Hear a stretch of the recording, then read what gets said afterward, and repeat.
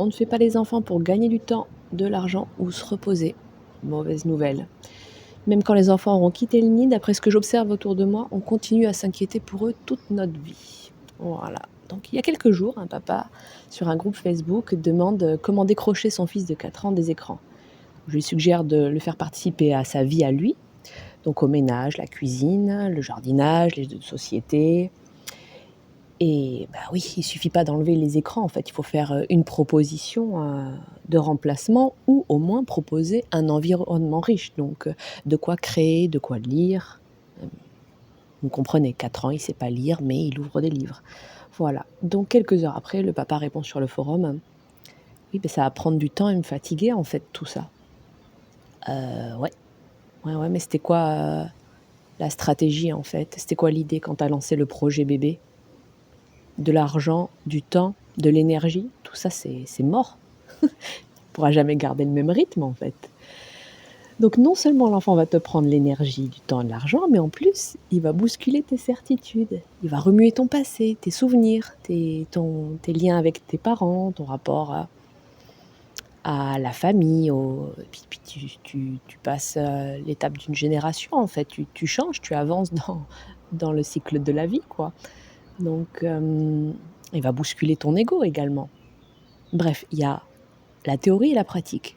J'étais un parent parfait avant d'avoir des enfants. Vous voyez cette petite phrase-là, comme elle résonne? Avant d'avoir des enfants, jamais je n'aurais imaginé que mes enfants dorment dans mon lit.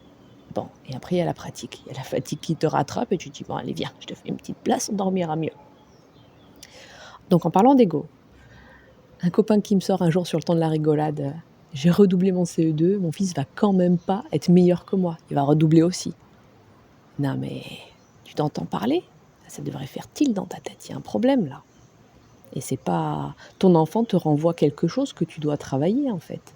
Bien sûr, tout le monde veut que son enfant soit meilleur que lui. Si vous souhaitez que votre enfant ne vous surpasse pas, qu'il ne vous fasse pas d'ombre, bah, allez chez le psy, hein.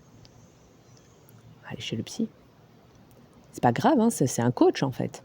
Tout va bien. Le sens de la vie, c'est de transmettre. Vous devez transmettre tout ce que vous savez en espérant que votre enfant vous surpasse, fasse mieux que vous, sans lui mettre une pression de malade non plus, on est d'accord, hein. Par exemple, vous avez une formation de mécano. Vous êtes peut-être pas mécanicien aujourd'hui, hein, mais grâce à votre formation, vous faites, des petites interventions sur votre voiture, en fait. Bon, ben là, vous invitez votre enfant à venir partager, ce moment-là avec vous.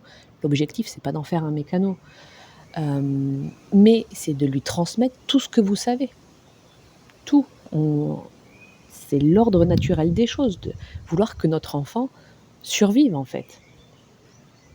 Donc on leur donne tout ce qu'on sait et ils iront chercher dans la vie encore plus.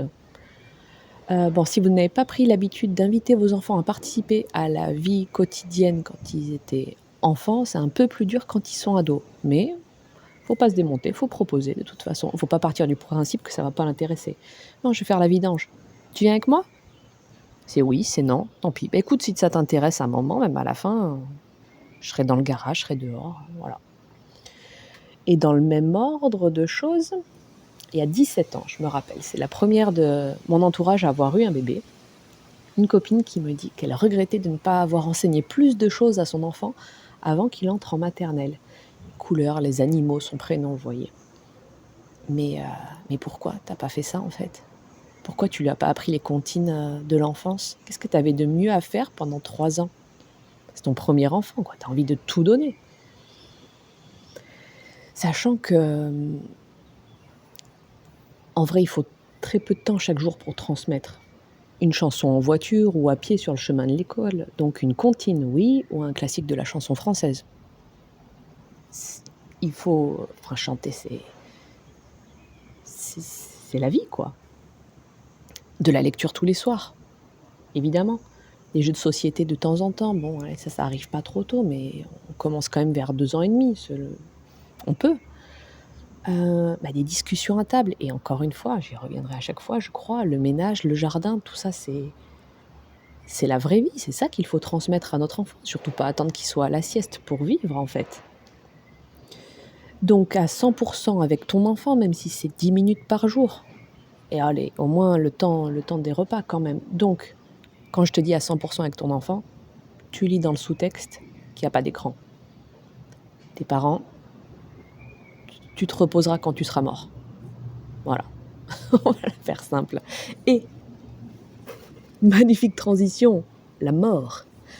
Comment parler de la mort à son enfant? Et bien là, on a un super livre d'une autrice brésilienne, donc qui raconte les légendes des peuples autochtones du Brésil. Donc une petite fille qui perd son grand-père. Et bien sûr, elle est bouleversée. Qu'est-ce qui se passe?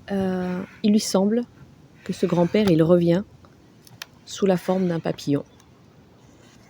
Et il lui avait parlé de la réincarnation. Donc, c'est une piste.